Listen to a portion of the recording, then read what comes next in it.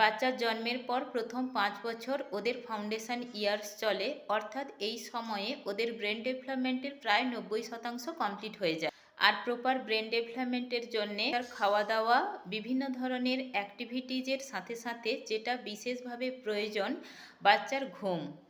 আমার বাচ্চার একটানা ঘুমের জন্য আমি যে 3টে জিনিস স্ট্রিক্টলি ফলো করি, তার মধ্যে প্রথমত হলো আমার বাচ্চা যখন ঘুমোয় সেই সময় ঘরের সব লাইট অফ রাখতে, বাইরে থেকে যেন কোনো প্রকার কোনো আলো ওর ঘরে এসে না পড়ে, তার সাথে সাথে বাইরের কোনো শব্দ যেন ওর কানে না পৌঁছয়, সেটা নিশ্চিত করার চেষ্টা করি।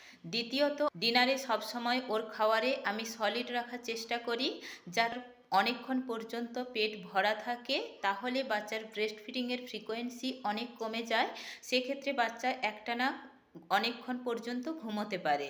আমার বাচ্চার পেডিট্রিশিয়ান সাজেস্ট করেছিলেন বাচ্চার প্রথম খাওয়া এবং বাচ্চার রাতে শেষ খাওয়ার যেন সবসময় সলিড হয়, তাহলে বাচ্চার গ্রোথ এবং বাচ্চার ঘুম দুটোই ভীষণ ভালো হয়।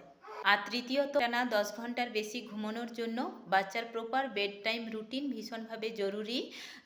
এটা নিশ্চিত করা জরুরি বাচ্চা দিনের বেলা কতটা সময় পাওয়ার ন্যাপ নিচ্ছে। যদি আপনার বাচ্চা দিনের বেলা কতক্ষণ ঘুমোয় এবং কতক্ষণ ঘুমোলে সে রাতে টানা 10 ঘন্টার বেশি ঘুমোতে পারবে, সেটা প্রত্যেক বাচ্চার ক্ষেত্রে যেহেতু আলাদা, সেটা নিশ্চিত করা ভীষণভাবে জরুরি।